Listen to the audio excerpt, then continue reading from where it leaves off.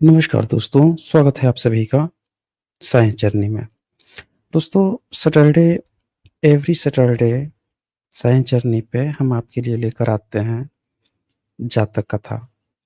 और आज की जातक कथा है बहुत ही स्पेशल है जातक कथा, जिसका नाम है नंदी विशाल जातक कथा। आपने कई जगहों पे ये देखा होगा कि अक्सर लोग कहते हैं कि हिंदू धर्म, तथाकथित हिंदू धर्म, ब्राह्मणवादी में आपको बताया जाएगा कि कोई एक शिव है, शिवलिंग है और उसके सामने एक नंदी बैल बैठा रहता है। ध्यान दीजिएगा इस बात को। और बताया जाएगा कि नंदी जो है, वो बैल जो है, वो शिव की सवारी है। अब आप ज़रा सोचिए कि इस प्रकार की बातें जो तकरीबन पिछले 1000 इयर्स के अंदर डेवलप की गई है, उसके अंदर ही, पहले नहीं थी, इसके अंदर मतलब पिछले जस्ट 1000 साल के। तो क्या उसके पहले नंदी नहीं था? क्या उसके पहले शिव नहीं था? अचानक से कहाँ से आके टपक गए? आखिर ये चीज़ कहाँ से कॉपी की गई? कहाँ से मोटिवेशन मिला? या फिर उसी चीज़ को उठा के शिव और नंदी कह दिया गया? अब आप देखेंगे कि जब पूछेंगे कि भैया इनका नंदी का पहला एविडेंस कब का और कहाँ का मिलता है? इनके पास कोई सबूत नहीं है।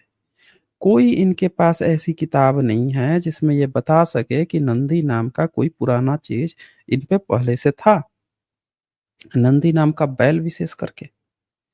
तो आज हम इस जातक कथा को जब आप देखेंगे और वहाँ से आपको पूरी तरह से क्लियर हो जाएगा कि बुद्धिज़्म की ही सारी बातों को उठा के बुद्धिज़्म के एक-एक वर्ड्स को, त्रिपिटक में बुद्ध के जो-जो वचन हैं, भिक्षुओं ने जो वचन लिखे हैं, उन एक-एक शब्दों पे पूरे के पूरी किताबों की सीरीज़ गढ़ दी गई हैं, एक-एक शब्द की व्याख्या के लिए। आज का पूरा जो हिंदुइज़्म खड़ा है, आज पूरा जो ब्रह्मनिज़्म खड़ा किया गया है, ये और कुछ भी नहीं है सिवाय कि बुद्धिज़्म की एक-एक वर्ड्स को लेकर उसकी जो व्याख्याएँ थी बुद्धिज़्म में, उसी को उलट-भेर करके नाम वही उठाया और उसी को उठा के विस्तार, और वो आज आप क्या जान रहे हैं? आप कह रहे हैं कि हिंदू धर्म है। मैं दिखाऊँगा पूरे सबूतों के साथ। पहले तो ये जान जाइए कि जातक कथाएँ त्रिपिटक का हिस्सा हैं और जातक कथाओं को माना जाता है कि ये सबसे पुरानी हैं। कम से कम ब्रह्मनिज़्म से तो पुराने ही हैं, क्योंकि ब्रह्मनिज़्म का तो कोई सबूत ही नहीं मिलता। तो सबूतों के मामले में तो जातक कथाएँ बहुत पुरानी हैं। त्रिपिटक का हिस्सा है, 2600 साल पुरानी मानी जाती हैं। लिखित प्रमाण इनके ईसा पूर्व के भी मिल जाते हैं और श्रीलंका में ईसा से 100 साल पहले भी लिखा गया था। संगीतियाँ बार-बार हुई हैं, तो उससे ये हम लोग पहले डिस्कशन कर चुके हैं, जिन्होंने भी प्लेलिस्ट में शुरू से देखते आ रहे होंगे। अगर पहला आपने जातक कथा का जो सीरीज़ शुरू हुआ था, उसमें सारे एविडेंस दिखा है, वहाँ से आपको क्लियर होगा कि ये कितने पुराने हैं। तो नंदी का जो कॉन्सेप्ट आया है, वो कैसे आया है? सिंधु घाटी सभ्यता में आपको बैल दिखता है। फिर आपको बैल दिखता है, जो मौर्यंस हैं, सम्राट अशोक का जो अ, पिलर बनाया जाता है, उसके ऊपर आपको बैल दिखेगा, चाहे कौशाम्बी का हो, चाहे कहीं भी हो, तोड़-तोड़ के रखा था। यानी बैल बनाने की परंपरा, गाय नहीं दोस्तों, बैल, याद रखिएगा, बैल बनाने की परंपरा चली आ रही है सिंधु घाटी सभ्यता से, बुद्धिस्ट परंपरा, पूर्व बुद्धों की परंपरा। बुद्ध से पहले के जो बुद्ध आ रहे थे, उधर से परंपरा चली आ रही थी। मौर्यंस में भी वो चीज़ कंटिन्यू रहती है। लेकिन वहाँ शिव नहीं है, बैल है, शिव नहीं है। तो अचानक से अब ये बैल और शिव का कनेक्शन कहाँ से आ गया? वो मैं आज आपको दिखाऊँगा। ये चलिए इसको समय ना गँवाते हुए इसको शुरू करते हैं। नंदी विशाल जातक इसका नाम है और इसको शुरू करने से पहले मैं आप लोगों को लीगल डिस्क्लेमर दिखा देता हूँ।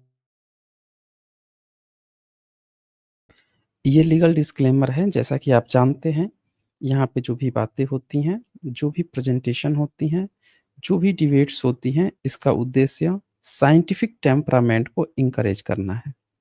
जो कोई भी बाहर से वक्ता आते हैं, जो डिबेट करने आते हैं, वो जो भी अपनी बातें रखते हैं, वो उनकी अपनी रिस्पॉन्सिबिलिटीज़ होती है। तो चलिए हम लोग देखें क्या है नंदी विशाल जातक कथा? एक बात और इसमें आपको समझने की ज़रूरत है दोस्तों कि इस जातक कथा में जो नाम है नंदी, वही डिट्टो नाम इन लोगों ने कॉपी पेस्ट कर लिया। अच्छा, अब नंदी नाम कैसे है? क्या घटना है? आइए वो भी मैं आपको दिखाता हूँ। ये नंदी विशाल जातक कथा 28 नंबर है और यहाँ पे आप जो शब्द आप लोगों को बताया जाता है मनु, लोग कहते हैं कि मनु जो शब्द है और मनु से मनुष्य बन गया है, इसीलिए ब्रह्मनिज़्म ने ही मनुष्यता की बात की है। सब बकवास चीज़ है, मैं क्या कह रहा हूँ, बुद्धिज़्म के सारे वर्ड्स हैं, इन्हीं शब्दों को उठा के रोज़ी-रोटी चला रहे हैं। आप देखिए इसमें पाली जातक कथा है और पहला इसमें वर्ड आप क्या देख पा रहे हैं, क्या लिखा हुआ है यहाँ पे? आप खुद देखिए, यहाँ पे लिखा है मनुजेहमेव भाष्य। मनु शब्द यहाँ पे लिखा हुआ है, मनु वर्ड लिखा है। यही मनुष्य जो लिखा हुआ है मनुज्ञ बन जाता है, इसी से मनुष्य शब्द बनता है और इसीलिए कहा जाता है कि पाली जो वर्ड है, हिंदी का माँ भी है, बाप भी है, दादा भी है, परदादा भी है। उसका कण-कण जो है हिंदी का ऋणी है, उसका पुरखा जो है असली पितर जो है वो पाली है। सब वर्ड यहाँ से है। यहीं से संस्कृत गया है, संस्कृत का बाप अगर कोई है, माँ अगर कोई है तो वो पाली है। समझ रहे ना? संस्कृत का लालन-पालन, पोषण से लेके सब काम पाली से हुआ है। तो इसमें होता क्या है? क्या घटना थी, क्या प्रसंग थी, जिसके कारण से ये नंदी विशाल जातक कथा लिखी गई? भिक्षुओं ने लिखा, क्यों लिखा? दरअसल यहाँ पे आपका कुछ कन्फ्यूज़न भी दूर करूँगा मैं। सबसे पहले तो ये समझिए कि इसका जो वर्तमान प्रसंग है, वो क्या है? इसमें जो अतीत कथा आएगी, वो किस वर्तमान प्रसंग के कारण अतीत कथा आती है? तो दरअसल ये कथा कही गई थी, सावत्थी यानी श्रावस्ती, आज का जो श्रावस्ती है, वहाँ पे जो जेतवन विहार है, उसमें तथागत बुद्ध थे। आपने पंचवर्गीय लोगों का नाम सुना होगा भिक्षुओं का, 6 वर्गीय भिक्षु थे, उनसे रिलेटेड ये कथा है। हुआ क्या था कि 6 वर्गीय जो भिक्षु लोग थे, वो आपस में कभी-कभी लड़ लेते थे। मतलब जो दूसरे जो भिक्षु लोग थे, जो शांति प्रिय लोग थे, उन लोगों से लड़ लेते थे। आदतें खराब थी, हर व्यक्ति तो बुद्ध नहीं ना है। आप बुद्धिज़्म में गए हो, तथागत के शरण में गए हो, आपको अभ्यास करना है, आपका एक्सपीरियंस होगा तब आप समझदार बनोगे।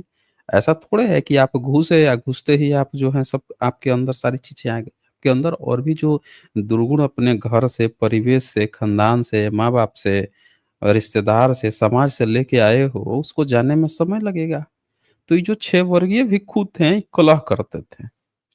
जो शांति प्रिय भिक्षु लोग थे, उनको ये निंदा करते थे, जबकि बुद्धिज़्म में निंदा तो करना नहीं होता है। उनको खिजाते थे, खिजाना मतलब कि गुस्सा दिलाना, इस तरह का काम करते थे।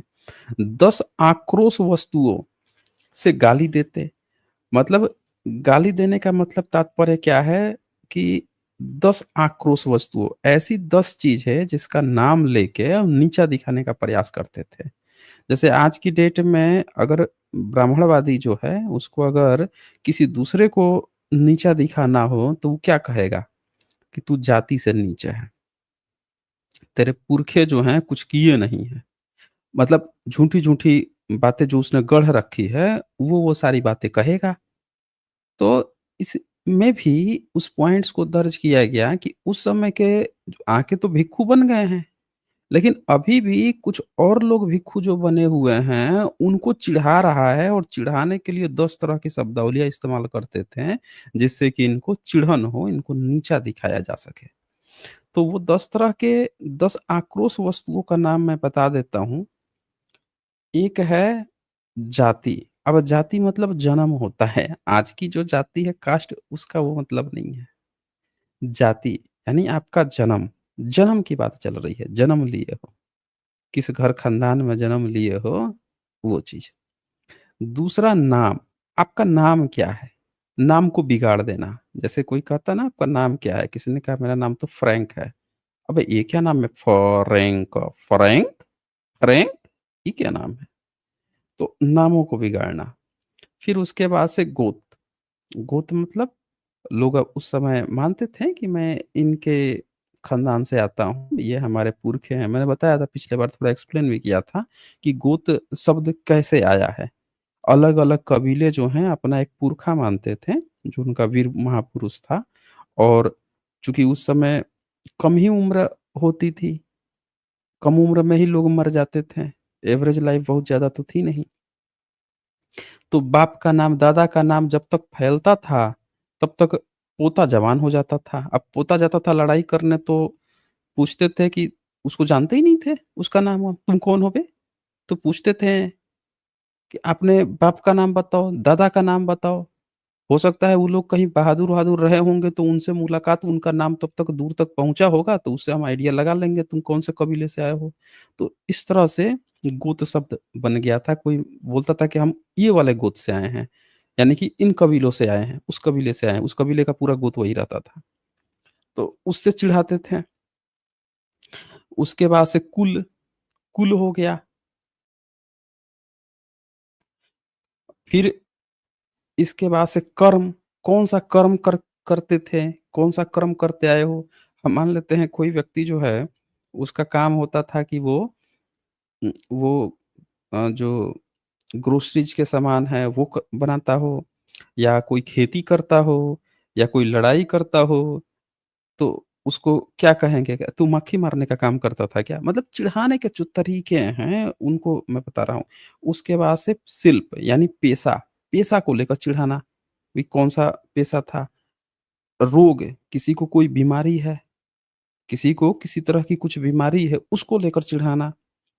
लिंग क्लेश, लिंग क्लेश मतलब एक्चुअल में उस समय जो लिंग का मतलब है क्लेश, यानी लिंग क्लेश का मतलब चित्त विकार, दिमाग में, दिमागी संतुलन। किसी को कह दें कि भाई तेरा तो दिमाग ही नहीं है, तू तो गधा है, गधा। तो ये सारे लिस्ट किए गए हैं और तथा आपत्ति, यानी कि जो दोष है आपके अंदर, इस बात को किसी चीज़ को आप में गलती है, तो ये सारी चीज़ें लेकर ना ये सब जगह में टोका-टोकी और क्लेश करते रहते थे। आज के भी अगर आप डेट में देखेंगे, तो आम तौर पर जो घर परिवार हैं, उनमें या पति-पटीदार हैं, उनमें झगड़ा होने का कारण क्या होता है? आप यही 10 चीज़ें इस्तेमाल करते हो। इन्हीं तरह की 10 चीज़ों से रिलेटेड चीज़ें ही आप इस्तेमाल करते हो, फब्तियाँ कसते हो। आपका मुँह जो है वो शांत हो जाएगा, शांत रहना सीख लोगे तो झगड़े कम हो जाएँगे। शांत रहना आता नहीं है, पटक दे मुँह खोला नहीं कि लगेगा कि मुँह से ही हम जंग जीत लेंगे भैया। ऐसी कड़ी से कड़ी उलाहना दे दें उसको, ऐसा टोन मार दें उसको सामने वाले को कि जल भुन जाए। मतलब आपका उद्देश्य ही है कि वो जलेगा, भुनेगा तो वो भी वही सोचेगा कि अच्छा बेटा तूने ऐसे बोल दिया। अब मैं 10 जगह तो गाऊँगा ही गाऊँगा, हर जगह गाऊँगा, गाऊँगा, तूने मुझे ऐसा बोला है और तुझे मैं ऐसा बोलूँगा कि वो तुझे अब चुभेगा, वो ज़िंदगी भर चुभेगा। तो ये एक-दूसरे को चुभाने के चक्कर में सब रिश्ते बिगाड़ते रहते हैं। वो यही चीज़ तथागत पकड़ लिए कि कलह का कारण क्या है? दूसरे को तंग करने का कारण क्या है? यही सब चीज़ें हैं। तो उन्होंने बुलाया उन 6 वर्गीय भिक्षुओं को और बुला के क्या कहते हैं वो, उनको धिक्कारते हुए बोलते हैं, भिक्षुओं, कठोर वाणी जो होती है ना, वो पशुओं तक को अरुचिकर होती है। आप कुत्ते को ही देख लीजिए ना, उसको आप कभी प्यार से बोलिएगा, कुछ नाम ले लीजिए और मोती कुछ कुछ नाम ले लीजिए और बुलाइए उसको, तो वो कुत्ता दौड़ा हुआ आ जाएगा और जब उसको चल हट, हट, लाठी उठा के मारिए, एक कुछ डाँट-डपट के बोलिए, वो भी जानवर भी इस बात को समझता है। जो पालतू जानवर होते हैं, वो भी इंसान की मनोभावनाओं को समझते हैं, कि ये गुस्से में बोल रहा है या कि प्यार से बोल रहा है।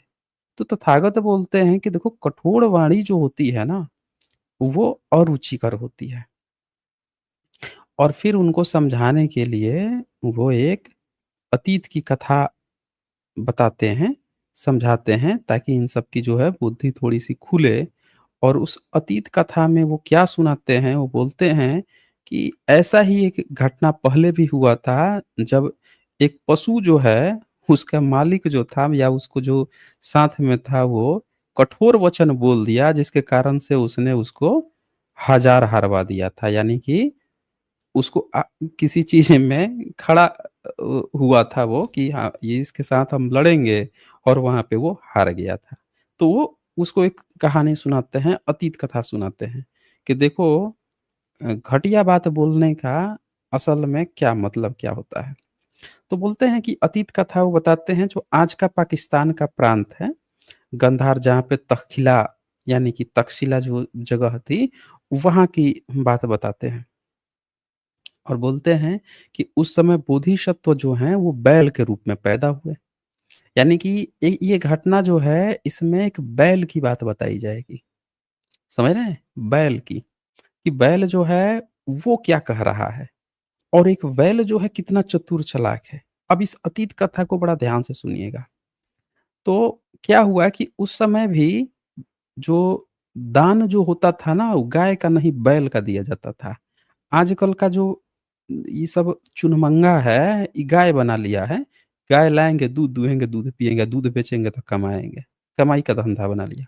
पहले क्या होता था कि पहले दान दिया जाता था बैल। तो एक सेठ था, सेठ मतलब कि जो वैश्य व्यापारी वर्ग है, वो था। तो उसने बैल दे दिया, बैल वो क्या करेगा? गाय पालेगा, पोसेगा, गोपों को रख लेगा, गोप सब गाय-वाय से दूध-वूध का कारोबार उसका चलेगा। अब बैल क्या करेगा? तो बैल किसी को दे देता था, "ले जा भई तू खेत-वेत जोत लियो।" तो वैसे ही एक बमन था, उसको बैल दे दिया, "ले जा भाई, तू ब ले जा, पाल-पोस, खेत-वोत खेती-वेती करनी।" अब यहाँ पे बमन का मतलब आप ब्राह्मण वैदिक ब्राह्मण मत समझ लीजिए। नहीं तो इनके ऋग्वेद में लिखा है कि इंद्र जो है 5 बैल पका के खा गया था।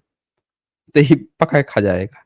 कुत्ते का मांस तक ना छोड़े हैं, कुत्ते का लेग पीस खा लिए। ये भी लिख रखा है इन्होंने ऋग्वेद में, वो तो खैर मैं दिखा चुका हूँ।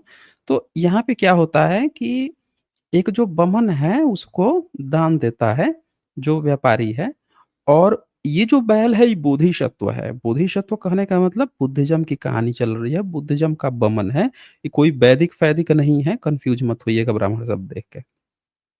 अनुवाद में ब्राह्मण लिख दिया जाता है।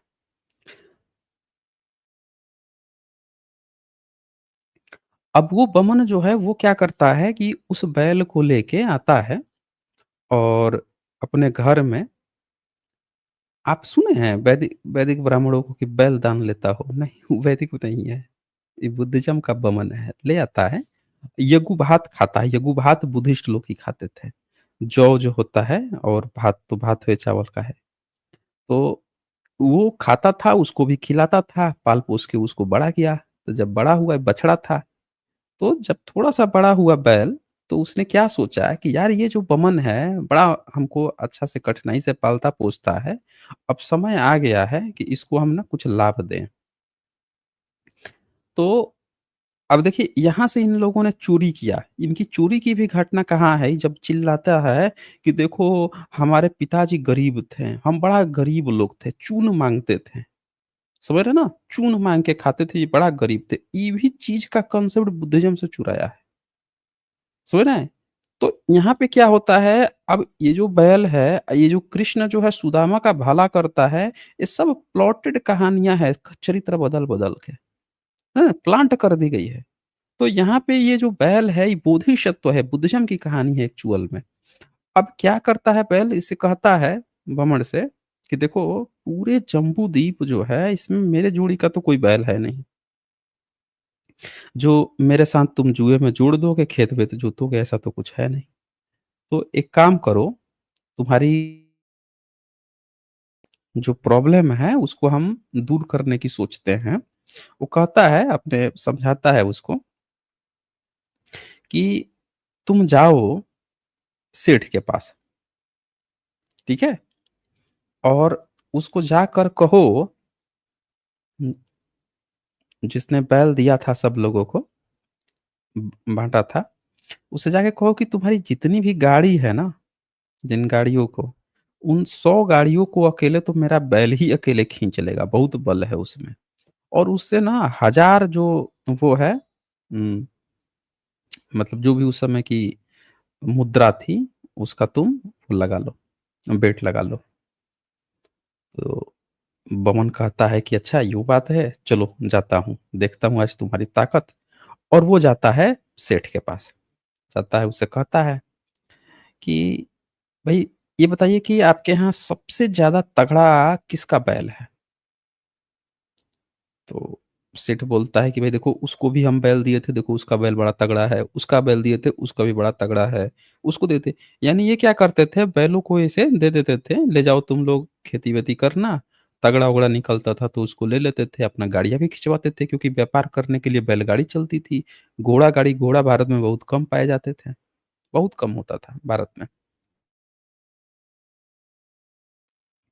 तो वो क्या करता है कि जब इस तरह की सारी बातें होती हैं, तो कहता है बमन कहता है कि देखो, आप जितने भी बता रहे हो ना, लेकिन मेरा जो बैल है उम, उसको जिसको मैंने पाला है, वो तो आपकी 100 गाड़ियों को एक साथ खींच सकता है भाई। 100 गाड़ी एक साथ आप बाँध दीजिए, एक में एक जोड़ के बाँध दीजिए, 100 को खींच लेगा। सेठ कहता है, "अच्छा, कहाँ है भाई ये? कौन है जो ये बैल खींच लेगा ये?" बमन कहता है, "मेरे घर पे है, कहिए तो हम लेके आते हैं। शर्त लगा लीजिए आप, हम खिंचवा देंगे।" तो सेठ पहले थोड़ा-सा मुस्कुराता है, हँसता है, कहता है, "अच्छा बेटा, ये तो ऐसे ही खंगाल है और वेट लगा रहा है, ला 1000 का लगा लेता है वेट, चल 1000 की शर्त है।" अब 1000 की शर्त तो लगा लेता है और अब क्या होता है कि 100 बैल जो 100 उसके छकड़े थे, यानी कि 100 जो गाड़ियाँ थी, बैलगाड़ियाँ, उनको एक साथ बँधवाता है और वो था बहुत चतुर चालाक सेठ। भैया सेठ बनिया जो है वो एक-एक रुपए जो है तौल के हिसाब करता है, ऐसे ही बढ़िया बिज़नेस नहीं करते हैं। बाकी लोग जो हैं, बाकी लोगों के बिज़नेस का तरीका मॉडल आप देखेंगे, वो अलग चीज़ है और एक जो व्यापारी है, उसके बिज़नेस का आप मॉडल देखेंगे, उसके सोचने का तरीका देखेंगे, तो आपको आश्चर्य होगा, वो टारगेट बेस होते हैं। उनके बच्चे जो होते हैं, वो अपने बच्चों को वही चीज़ सिखाते हैं। आप उनके बच्चे को कहिएगा कि भई जाओ तुम ये जो पैसा है, इस पैसे को तुम 3 साल, 4 साल में कितने साल में दुगुना करोगे? वो रख देगा किसी को तो कोई भी दूसरा जो व्यक्ति होगा, एक एवरेज जो व्यक्ति होगा, वो क्या कहेगा? अरे जब इतना पैसा मिल रहा है तो मैं इसको डबल क्यों करूँगा? मैं तो बड़ा गरीब घर से था, मेरे पास घोड़े-गाड़ी नहीं थे, हमारे पास घर नहीं था, हमारे पास तो पहनने के लिए कपड़े नहीं थे, मेरे तो बड़े शौक हैं। वो जाएगा उन पैसों को लेके और जाके तरह-तरह के सामानें खरीद लेगा, पैसा बर्बाद कर देगा। लेकिन एक बनिया कैसे सोचता है? वो बनिया क्या करेगा उस पैसे को लेकर कहेगा कि ये जितना पैसा है, इसको मैं खर्च कर दूँगा तो मैं क्या बात का व्यापारी? मुझे तो इस पैसे को डबल करना है। जो मुनाफ़ा होगा उसमें से थोड़ा बहुत जो है अपने लिए इस्तेमाल कर लूँगा। पहले अपना पूरा फ़ोकस जैसे भी स्थिति में हूँ ऐसी स्थिति थोड़ी और काट लूँगा। पहले मैं इसको करूँगा डबल। अब डबल करने का तरीका क्या है? तो एक आम आदमी को डबल तक करने के तरीके क्या समझ में आते हैं कि भैया एफडी-वफ़डी कर दो, हैं? फ़िक्स कुछ डिपॉज़िट कर दो, बैंक-वैंक में कुछ पैसा जमा कर दो। कुछ नहीं तो कहीं पे कुछ उसमें लगा दो, शेयर-वेयर मार्केटिंग कुछ लोग करते हैं ना, उसमें कुछ थोड़े बहुत लगा दो। लेकिन एक बनिया का दिमाग क्या होता है, वो इस बात को कैलकुलेट करता है कि पैसा आम आदमी की तुलना में वो कितने साल में डबल कर पा रहा है। आम आदमी जो है 9 साल में, 10 साल में जो रेट-वेट है इसमें डबल करेगा और ज़्यादा से ज़्यादा जो है वो कुछ लोग उसको कहेंगे 6 साल में, 7 साल में भी हम कर लेंगे, 5 साल में। बनिया क्या सोचता है कि हम उसको 3 साल में हमको डबल मारना है भाई। मैक्सिमम 3 साल, 3 से 4 साल के अंदर डबल। वो बाकी लोगों की तुलना में ज़्यादा आगे सोचता है। तो यहाँ पे क्या होता है, बनिया फिर से दिमाग लगाता है। कहता है बैलगाड़ी तक लगा देंगे तो ये खींच ही लेगा, खींच लेगा। रुको, बैलगाड़ी पे पूरा रेत-वेत भर देते हैं, पत्थर-वत्थर भर देते हैं, 100 के 100 में भरवा देता है, पूरा रेत, बालू, कंकड़ सब भरवा देता है और लाइन से खड़ा कर देता है। समझ रहे हैं? अब जब ये भर देता है, कहता है खींच बेटा। तो ये तो पूरे बमन जो है पूरे जोश में था, पूरे जोश में था। भैया हम तो कहेंगे बैल हमको प्रॉमिस किया ही किया है, खींच डालेगा। जाता है उसके पास और उससे पहले जो है बमन और वो जो सेठ है, वो दोनों जो है लाके अपना-अपना 1000 मुद्रा वहाँ पे रख लेते हैं सामने-सामने, कि जो जीतेगा उसका ही होगा। अब यहाँ पे क्या होता है कि बमन जो है इतना खुश है कि जाता है उस बैल के पास। उसको बाँधता है, जो अगली गाड़ी सबसे रहती है छकड़ा उसमें बाँधता है, पीछे 100 हैं, बालू-रेत सब भरा कोई मतलब नहीं है, भाड़ में जाए बे। हमको उससे क्या मतलब है? बैल ने हमसे कहा है खींचेगा तो खींचेगा, हमको तो जीत के जाना है भाई। अब जाके उसको खिंचवा रहा है और क्या कहता है उस समय? कूट, ढो कूट। अब यहाँ कूट जो शब्द आप प्रयोग करते हैं ना आज की डेट में, आज होगी इसकी कुटाई। कुटाई का मतलब कूटना, तो उस समय कूट का मतलब दुष्ट होता था। तो वो क्या करता है दुष्ट, ढो दुष्ट, ढो मतलब कि इसको खींच, दुष्ट खींच, यानी कि अप्रिय भाषा का प्रयोग करता है बैल के लिए। अब देखिए बैल जो है, क्या सोच रहा है कि बमन का मैं भला करूँ। अब बमन जो है, वो क्या सोच रहा है कि यार सामने-सामने आज मौका मिला है, बैल से, बैल हमको तो जिताएगा ही जिताएगा और मैं जो है इसको, जो सेठ है, इसको आज मैं ले लूँगा खोंपचे में, इसको तो कोई खोंपचे में ले नहीं पाता, ये तो दिनों-दिन पैसे बनाते जाता है, हम लोग कंगाली में जीते हैं, आज तो मैं इसे ले लूँगा खोंपचे में। तो जाके बैल को बोल देता है, "कूट दुष्ट, ढो दुष्ट, खींच दुष्ट।" अब बोधिसत्व जो बैल है वो क्या सोच रहा है, ये मुझे, मैं तो अकूट हूँ, यानी अदुष्ट हूँ, मैं तो दुष्ट हूँ नहीं, मैं तो बड़ा अच्छा व्यक्ति हूँ और मैं इसका भला भी करने जा रहा हूँ। ये हमको ऐसी वाणी क्यों बोल रहा है? ऐसा हमको शब्द क्यों प्रयोग कर रहा है? तो अब ये क्या करता है, बोधिसत्व जो है, पैर रखता है ज़मीन पे, बढ़ाता ही नहीं है, "चल बे, चल, हो गया बे तेरा, हो गया कल्याण।" अब यहाँ पे सेठ देखता है कि बैल से तो खींच ही नहीं पा रहा है। कहता है बमन से, "ला भाई, पैसे ला, चल, चल निकल यहाँ से।" उसका पैसा जो 1000 मुद्रा जुगाड़ करके लेके आया था बमन, वो भी सेठ ले लेता है और उसको नाप देता है। अब वो बैल के पास भी नहीं जाता। जो बमन है, वो बैल के पास भी नहीं जाता, सीधे अपने घर चला जाता है और घर जाके दुखी है, रात हो गई है, नींद नहीं आ रही है, परेशान है। कि यार मतलब क्या क्या चक्कर है यार, इसने बैल ने तो मैं इतना पाला-पोसा और इसने जो है मुझे उल्टे हरवा दिया। बोल रहा था कि मैं जितवा दूँगा, ठीक है? उल्टे मुझे हरवा दिया, अब क्या करें? तो इसमें एक तरीका भी था। आप देखेंगे कि जब ये लोग कहते हैं, नंदी बैल की बात करते हैं, तो नंदी के जो गला होता है, बैल जो है ना, इसमें जो बुद्धिज़्म में नंदी शब्द इन्होंने बैल का कहाँ से उठाया? बुद्धिज़्म से उठाया। ये जो बैल है बोधिसत्व, इसका नाम नंदी है और इसी नंदी बोधिसत्व के नाम से ही चल के 10वीं सदी बाद से इन लोगों ने पुराणों में, मुस्लिम शासन काल में नंदी का कॉन्सेप्ट खड़ा किया है कि एक बैल है और उसका नाम नंदी है और उसके गले में भी माला पहना देते हैं। समझ रहे हैं? और उसको दिखाते हैं कि ये किसी को देख रहा है। समझ रहे हैं? ये पूरा कांसेप्ट कहाँ से आया है? इसी जातक कथा से आया है। इस जातक कथा में बोधिसत्व है बेसिकली नंदी, जो भला चाहता है, जिसने उसको खिलाया-पिलाया है, उसकी तरफ देख रहा है, जब भी बैठे हुए उसको देखता है, तरस आता है कि यार ये हमको खिलाया-पिलाया बड़ा किया है, अब समय आ गया है कि मैं इसके लिए कुछ करूँ, जिससे इसकी स्थिति परिस्थिति बदल जाए। ये पूरा कांसेप्ट यहीं से उठाया गया। मैंने क्या कहा था कि बुद्धिज़्म के एक-एक वर्ड्स जो है ना, उसको एक्सप्लेनेशन करने के लिए शिल्पकलाएँ बनी थी। और जो वज्रयान है, तंत्रयान है, उसने तो इतनी गहराई में डेप्थ में किया, एक्सप्लेन किया, आज का पूरा ब्रह्मनिज़्म उसी की बैठ के हिंदुइज़्म करके खा रहा है खाना, पेट पाल रहा है अपना। अब भारत के जो हिंदू कट्टर हिंदू बने घूम रहे हैं, उनको पता ही नहीं है सच्चाई। अब यहाँ पे क्या होता है कि जब उसको ले गया था, इसमें जूता था, मतलब जो 100 गाड़ियाँ थी उसमें, तो उसके पहले उसने देखें क्या हुआ था। उसने क्या किया कि पूरा उसको नहलाया गया, सुगंधी लगाई गई गले में माला पहनाई गई। आज भी आप देखिएगा कि जो नंदी ये लोग रखते हैं उसके गले में माला पहनाएँगे। और कई लोग जाएँगे और हाथ का जो पंच अंगुल है, हाथ का निशान उसके पीठ पर मारेंगे या अगल-बगल में छाप देंगे और ये चीज़ भी छापी गई बुद्धिज़्म प्रथा है दोस्तों। देखिए यहाँ पे लिखा हुआ है कि नंदी विशाल, नंदी जो है को नहलाकर सुगंधि से 5 उँगलियों का चिन्ह करके गले में माला डाल अगले छकड़े के धूर में उसे अकेला ही जोड़ दिया गया। ये प्रथा जो है ये बुद्धिज़्म की थी, जातक है, इसी जातक का एक्सप्लेन किया गया है, वो नंदी जो है कोई और नहीं है, वो बोधिसत्व नंदी है बुद्धिज़्म का दोस्तों।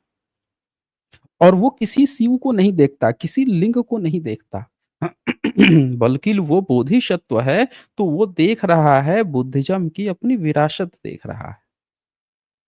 अपने लोगों का भला करने के लिए वो सोच रहा है, वो बुद्ध को देख रहा है। अच्छा, अब क्या होता है कि जब वो ब्राह्मण हार जा ब मतलब बमन जो है वो हार जाता है, 1000 मुद्रा जो है हार जाता है, पूरा दुःख में आके उसकी नींद भाग गई है। आके जो है घर में बैठा हुआ है, शोकग्रस्त है। तो इधर जो नंदी है, ये क्या करता है कि पहुँचता है उम, मतलब घर पे, घास-वास चरता है, खाना-पीना खाता है, जान के आज तो खाना मिलेगा नहीं, भैया घास-वास ही चर लो। चर-चुर के आता है, घर पे आता है, तो जाके बमन से बोलता है, ठीक है? कि ब भई क्या हाल-चाल है? हैं? क्या सोच रहे हो? बमन क्या सोच रहे हो? तो बमन बोलता है, वो तो ऐसे ही गुस्से में था। कहता है, "हज़ार तो हारे हैं, हुँ? अब क नींद कहाँ से आएगी मुझे बताओ?" अब इसकी जगह पे अगर वैदिक ब्राह्मण होता, तो क्या करता बैल को? बोला कि, "आज तो तुझे काट के खाऊँगा भई, यज्ञ हवन करूँगा, तुझे ही चढ़ाऊँगा मैं।" यज्ञ हवन करता ना। लेकिन इसमें जो बमन है, ये कौन है? ये बुद्धिज़्म की जो परंपरा थी, भिक्षु जो थे, भिक्षुओं को जो पूर्व बुद्ध को मानने वाले जो लोग थे, विद्वान लोग, उनको बमन कहा गया है, वो ये व्यक्ति है। तो इसको उतना गुस्सा नहीं आता है। कहता है, "नींद कहाँ से आएगी? भैया 1000 तो हरवा दिए तुम, कहाँ से आएगी नींद?" अब कहता है तब नंदी जो है, नंदी बैल, वो क्या कहता है इससे बमन से, "एक बात बताओ, मैंने चिरकाल तक, यानी अभी तक तुम्हारे घर में रहते हुए बता दो कि क्या कोई नियम तोड़ा है मैंने? भाजन कोई तोड़ा है? बताओ। क्या मैंने किसी को अपने पैर से कुचल दिया है? बताओ। हुँ? क्या कभी किसी अनुचित स्थान पर गोबर किया है? पेशाब किया है? बताओ तुम मुझे। हुँ? तो बोलता है तब बमन कहता है ना, ऐसा तो नहीं हुआ है। आप दोस्तों यहाँ पे एक बात समझिए कि तथागत जो हैं वो इस नंदी की कथा सुना रहे हैं और इसमें शिव नहीं है दोस्तों। और तथागत इसको अतीत कथा सुना रहे हैं और अतीत कथा तथागत से पहले सिंधु घाटी सभ्यता की है, जहाँ पूर्व बुद्ध लोग हैं और पूर्व बुद्ध के लोगों में भी नंदी पाया जाता है मेरे दोस्तों। आप सिंधु घाटी सभ्यता की सील उठा के देखिए, आपको बैल की सील मिलेगी ही मिलेगी। वो बैल कौन है? वो नंदी है दोस्तों, बुद्धिज़्म का नंदी, जिसकी तथागत बता रहे हैं, जिसका उस समय भी कोई शिव साथ में नहीं है, ना इस कथा में शिव है। आप देखें ना, अपनी आँखों से देखें, आँखें खोल लीजिए ना। इतिहास को इतिहास की तरह से देखिए, गहराई में देखिए, डेप्थ में देखिए। पूरा का पूरा आपको एकदम क्रिस्टल क्लियर हो जाएगा, आज कांसेप्ट ही क्लियर हो जाएगा नंदी का। नाम ही है नंदी इसका। तो जब ये पूछते हैं बमन से, तो पूछने के बाद से अब बमन जो है, उसको कहते हैं। कहता है बमन, स्वीकारता है कि हाँ, नहीं ऐसा तो नहीं हुआ था। तो फिर बमन कहते हैं नंदी जो है, नंदी बैल कहते हैं बमन से, "तो एक बात बता, फिर तू मुझे दुष्ट कह के क्यों पुकारता था? कूट कह के, कूट मतलब दुष्ट। पाली में उस समय कूट का मतलब दुष्ट होता था। आज के शब्द में कूट मतलब क्या हो गया भई, आ जा एक कुटाई होगी, आज तेरी कुटाई होगी, ये बहुत फेंकता है ना, आज तो कुटाई होनी है।" हुँ? तो क्यों पुकारता है बता मुझे? ऐसी अप्रिय भाषा का क्यों प्रयोग कर रहा है जब मैं तेरे ही भले के लिए, तेरे ही काम के लिए अच्छा काम कर रहा हूँ और फिर भी तू मेरे लिए ही बुरा बोल रहा है? आम तौर पर आपके बने हुए काम चाहे पड़ोसी हों या फिर भाई हों या बँटवारे का समय हो या कभी भी हो, पति जेठानी, देवरानी हो, सास-बहू हो, रिश्ते कैसे बिगड़ते हैं? क्या कमी है भाई घर में? खाना खाना है, पीना है, अपना काम करना है, रिश्ते कैसे बिगड़ते हैं? इस कहानी को आपको सुन के एक बात समझ में आएगा कि रिश्ता यहाँ पे देखिए दोनों वो व्यक्ति चाह रहा है उसका भला करना, नंदी बैल चाह रहा है बमन का भला करना, रिश्ते कहाँ पे बिगड़े? सब चीज़ ओके रेडी, बस वो वहाँ पे गलत शब्द बोल दिया उसके लिए और गलत शब्द के प्रयोग से ही रिश्ते बिगड़ते हैं। आप बोलने का तरीका सही कर लीजिए। नहीं आता है बोलना, माँ-बाप से आपने गलत वर्ड सीखे हैं, माँ-बाप सिविलाइज़्ड नहीं थे, समाज सिविलाइज़्ड नहीं था, रिश्तेदार सिविलाइज़्ड नहीं थे, तो हो सकता है कि बाय डिफ़ॉल्ट आप भी सिविलाइज़्ड नहीं हैं। आप इंसान अच्छे हैं, आप इंसान अच्छी हो सकती हैं, अच्छे हो सकते हैं, लेकिन आपको बोलने का तरीका नहीं पता है, सही ढंग से बात करने का तरीका नहीं पता है, आप रिश्ते बिगाड़ लेते हैं और कोई भी कारण नहीं है। अन्यथा आपके रिश्ते कभी नहीं बिगड़ने हैं। अब एक्सेप्शनल हर जगह होता है कि आपको लगेगा कि यार हमने तो अपने तरफ से बहुत अच्छे से बात की, हर चीज़ की, फिर भी कहीं न कहीं कुछ गड़बड़ तो वो एक्सेप्शन हर जगह 1-2 होता है। लेकिन 99% केसेस में सही शब्दावलियों का आप प्रयोग नहीं करते हैं और जिसके कारण से सामने वाला जो है, वो आपसे खुन्नस जैसे ब्राह्मणों का हाल है आज की डेट में।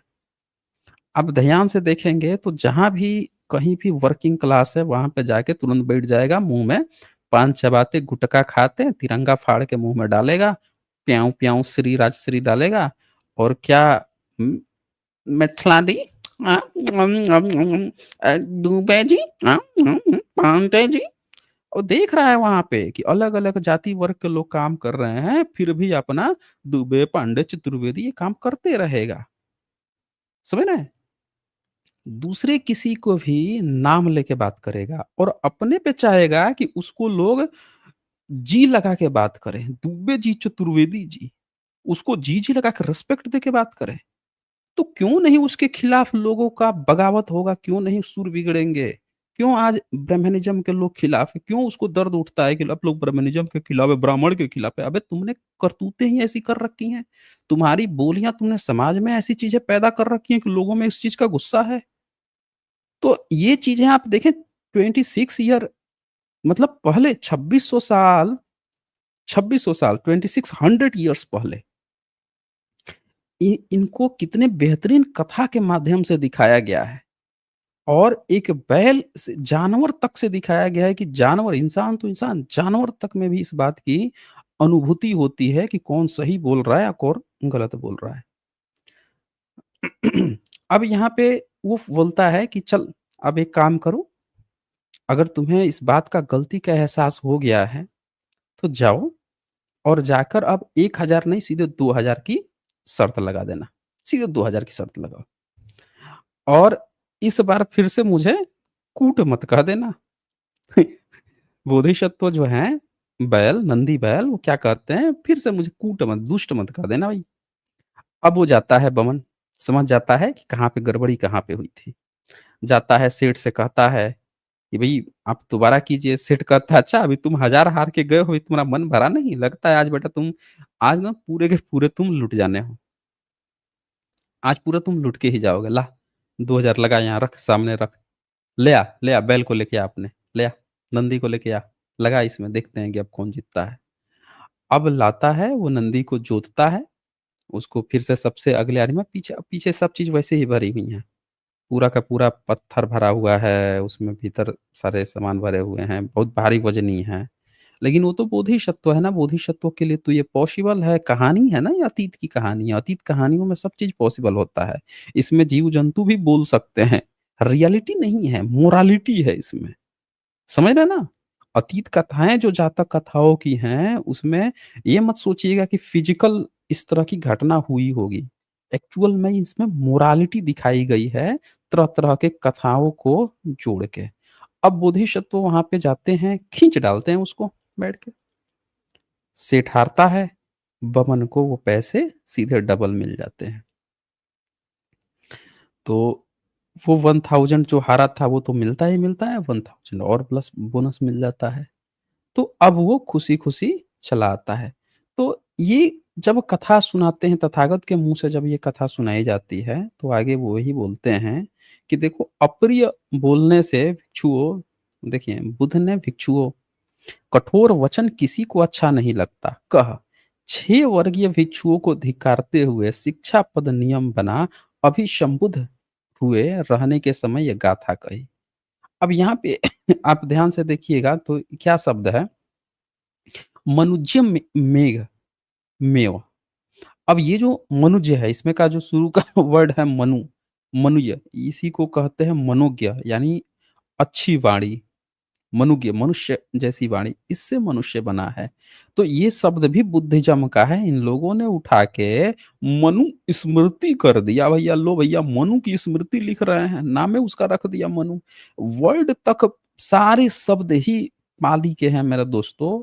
पाली के ही शब्दों को उठा के इन्होंने अपना बाप भी बनाया, अपना दादा भी बनाया, अपना पुरखा भी बनाया। जो व्यक्ति पूरी ज़िंदगी भर बोल रहा है कि हम भीख माँग के खाते थे, अबे तुम्हारी भाषा किसी को समझ में नहीं आती थी, हैं? तुम्हारा धर्म कोई नहीं मानता था, ना तुम किसी को बताने लायक थे, तुम अनपढ़ थे, गपोड़ थे, हैं? तुम्हें खाने खा के भीख माँग के उन लोगों से खाते थे जो तुम्हारी भाषा नहीं समझते थे, तुम बता रहे हो कि तुम लोगों का वैदिक काल था, हैं? ये इतिहास हम लोगों के सामने परोसा गया मेरे दोस्तों, बताइए। इनका शब्द तक नहीं है, शब्द तक बुद्धिज़्म से कॉपी पेस्ट है।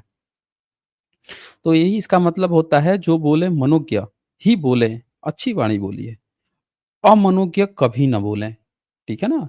गलत वाणी कभी मत बोलिए और मनोज्ञ वाणी बोलने से भारी भार बैल ने भी भारी भार ढो दिया। अपना फुल मोटिवेशन क्या होता है कि आपको अगर किसी से काम कराना है, बहुत प्यार से अच्छे से बातें कीजिए, वो आपका काम कर सकता है और काम करते-करते भी कई बार काम बिगड़ जाते हैं गलत वाणी से। तो उस बमन को धन मिला जिससे वह अत्यंत संतुष्ट हुआ। अब इसको जो है यही कथा सुना के तथागत क्या बोलते हैं कि इस प्रकार शास्ता ने देखिए यहाँ पे मनुयमेव भाष्य का अर्थ है किसी दूसरे के साथ बोलते हुए 4 प्रकार के दोषों से रहित। 4 प्रकार के दोष क्या हैं? मैं बता देता हूँ 4 प्रकार के दोष क्या हैं। 4 प्रकार के दोष हैं दुर्भाषित न हो, अप्रिय न हो, अधर्म न हो, असत्य न हो। सुभाषित सुत सुत निपात में ये बात आई है कि 4 तरह के अप्रिय बात क्या होती है। तो वो बोलते हैं कि दोषों से रहित, मधुर, सुंदर, चिकनी, मृदु, प्रिय वाणी ही बोले। फिर आगे कहते हैं उद्धरी नंदी विशाल बैल ने जो नंदी बैल ने अप्रिय वचन बोलने वाले के भार को न खींच पीछे प्रिय वचन बोलने पर उसी बमन के भारी भार को खींच दिया खींच कर निकाल कर रास्ते पर चला दिया द केवल व्यंजन संधि कारण है। तो आगे क्या करें इस प्रकार शास्त्रा यानी तथागत बुद्ध ने मुनुज अमेव भाष्य इस धम्म देशना को लाकर जातक का सारांश निकाल दिखाया। उस समय का बमन आनंद था। आनंद जो है इनके भाई जो हैं, आप कंपेयर करते हैं ना हर चीज़ में कि उस समय जो वो जो बमन था, वो कौन था? तो ये देखो आनंद था और नंदी कौन था? तो नंदी तो मैं ही था। तथागत बुद्ध अपने को कह रहे हैं कि मैं बोधिसत्व के रूप में नंदी था। अब आप खुद सोचिए, इसी चीज़ को उठा के इन लोगों ने ये नंदी जो है कौन है? तथागत हैं और ये जो बमन कौन है? आनंद है, उनके भाई हैं। इनकी बात चल रही है और यही चीज़ का आगे एक्सप्लेनेशन किया गया। बुद्ध जो हैं, वहाँ पे आपको क्या रख दिया गया? शिवलिंग ला के रख दिए सब और तरह-तरह की कहानियाँ बना के अब बेवकूफ़ बना दिए सब। तो ये था आज का। उम्मीद है आप सबको समझ में आई होगी। जो मोरल स्टोरीज़ है वो आप लोग ज़रूर इसको कमेंट सेक्शन में लिखिएगा, लिख कर बताइएगा जिसका भी बेहतर होगा उसको हम लोग ज़रूर मैं उसको पिन करूँगा। साथ ही मैं बता दूँ कि बहुत सारे हिस्टोरिकल जो कॉइन्स हैं वो भी मिले हैं, जिसमें एक व्यक्ति खड़ा है त्रिरत्ना लेके और उस त्रिरत्ना जो है, ये जो त्रिरत्न है उसके पीछे बैल खड़ा है। वो कौन है? जैसे एग्ज़ाम्पल के लिए आप ये देखिए, ये कॉइन्स कुशाना काल में मिलती हैं। आपको देख के क्या लग रहा है? कौन व्यक्ति हैं?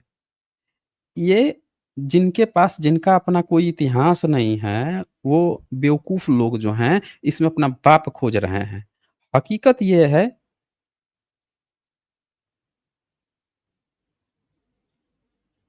एक्चुअल में क्या है कि ये बुद्धिज़्म की जो जातक कथा है, उसी जातक कथा को आप यहाँ पे ध्यान से देख सकते हैं कि ये दिखाया जा रहा है कि अगर आपके साथ बोधिसत्व हैं, तो आप बहुत आगे हैं। बैल को एक बोधिसत्व के रूप में दिखाया गया और ये परंपरा भारत में पूर्व बुद्ध के समय से चली आ रही थी। तथागत ने भी वही बातें कहीं जो हैं, इसमें अपना बाप खोजा। हुँ। तथागत ने भी यही बात कही और सम्राट अशोक भी अपने स्तंभ पर यही बोधिसत्व बैल को लगाते हैं। जो आगे चल के धीरे-धीरे जो बैल बैठा हुआ दिखता है, गले में माला पहना है, उसका नाम ही नंदी कर देते हैं सब। और नंदी नाम कहाँ से आया? इस जातक कथा से आया। तो अगर किसी भी व्यक्ति को अपनी बात रखनी हो, वैसे तो आज का समय छोटा है, समय तो हो ही गया है। वो हम यहाँ पे अ, वो कर सकते हैं, यहाँ पे कुछ सुपर चैट्स भी हैं, वो देख लेते हैं। इन लोगों ने क्या किया है कि जो नंदी जो है ना, नंदी का जो कांसेप्ट है, उसको उठा के या जो कॉइन्स है जिसमें बैल दिख रहा है और त्रिरत्न लेके त्रिशूल नहीं है, त्रिरत्न है, ट्राइडेंट जो त्रिरत्न है बुद्धिज़्म का, वो त्रिरत्न है कि इसके साथ और हमारे साथ बोधिसत्व साथ में खड़े हैं। उसको लेके इन्होंने शिव नंदी का कांसेप्ट खड़ा कर दिया, झूठा कांसेप्ट। जबकि इनके पूरे वेद में कहीं पे ना नंदी है, ना त्रिशूल लेके कोई शिव है। पूरे वेद में नहीं है, ना उपनिषद में है। अबे जब तुम्हारे उपनिषद में है नहीं, तुम्हारे जो है वेद में है नहीं, तो अचानक से बीच में कहाँ से टपक गया बे? हैं? तो भारत के इतिहासकार जो हैं, इतिहासकार नहीं गपोड़ा हैं सब और इसी कारण से आप लोगों तक सच नहीं पहुँच पाया है। तो यहाँ पे गिरजा शंकर मौर्य जी का यहाँ पे सुपर स्टिकर है और फिर से गिरजा शंकर मौर्य जी का यहाँ पे सुपर स्टिकर है। शुक्रिया जी। चलिए यहाँ पे अ, नौमी लाल आए। हाँ जी, नौमी लाल जी, बताइए क्या कहना चाहते हैं? जी बैकग्राउंड सर, साउंड वेरी आ रहा है। हाँ, हाँ। आप हेडफ़ोन निकाल दीजिए, बैकग्राउंड साउंड आ रहा है। सर एक्चुअली बात ना, मैं टैक्सी में बैठा हूँ तो इसीलिए अच्छा, आवाज जो है ओके। कट रही होगी। नहीं, आवाज़ नहीं, बैकग्राउंड साउंड आ रहा है। अच्छा अच्छा, एक्चुअली बात ना मैं बता तो रहा हूँ सर कि जो है मैं उसमें बैठा हूँ ना, तो इसलिए आवाज अच्छा, कोई बात नहीं, बोलिए, ज्यादा आ बोलिए क्या रहा बोलना चाहते हैं? है। जी सर, वैसे मैं आपसे डिबेट तो नहीं करना चाहता हूँ, लेकिन हुँ, सर आपकी वजह से हमारे जीवन में बहुत बड़ा परिवर्तन आया है। मैं ओके। खुले आम तौर पर मैं सभी से तर्क और करता रहता हूँ और आपकी स्ट्रीम के विषय में बताता रहता हूँ कि आपकी स्ट्रीम देखें और समझें, क्योंकि आप जो सही बिल्कुल सटीक जानकारी देते हैं और मैं उसको पढ़ता भी हूँ और खोजता भी हूँ, लोगों को इसकी जानकारी भी देता हूँ सर। बहुत जी बढ़िया, सर। बहुत बढ़िया। वैसे ठीक है, वैसे सर ओके ओके सर। बोलिए, ओके, जय बोलिए, भीम सर। बोलिए। बोल लीजिए, बोल लीजिए। वैसे वैसे सर हम आपको तो लगभग 1 साल हो गया है फॉलो करते करते। वैसे हमारे जो बड़े भाई हैं उन्होंने आपके विषय में बताया था, और जब से हमने अच्छा, आपको देखा है सर, मेरा तो जो ब्रेमकल सिस्टम का है बिल्कुल भूत ही उतर गया है। वैसे मैं पहले भी हुँ, मतलब इन सब चीजों को नहीं मानता था, हुँ, लेकिन सर आपको सुनने के बाद भी मतलब ऐसा मतलब लगा कि वाकई में जो है ये रियलिटी कुछ और है। जी सर। हुँ, हुँ, हुँ, ओके, ओके। ठीक है। ठीक है नौमी लाल जी, ओ, साउंड थोड़ा-सा बैकग्राउंड साउंड आपका पीछे से थोड़ा डिस्टर्ब कर रहा है, अन्यथा फिर कभी आप आगे जुड़िएगा फ्री होके, तो फिर आगे आपसे बातें होंगी। ओके, तो चलिए यहाँ पे ठीक है फिर छोटा आज का तो समय ही रहता है, तो आज हम लोग फिर इसको क्लोज़ ही करते हैं और फिर संडे को मिलते हैं हम लोग। तो बहुत-बहुत शुक्रिया आप सभी का अंतिम तक बने रहने के लिए और आप लोग अपना ख़्याल रखें, अपनों का ख़्याल रखें। शुक्रिया आप सभी का।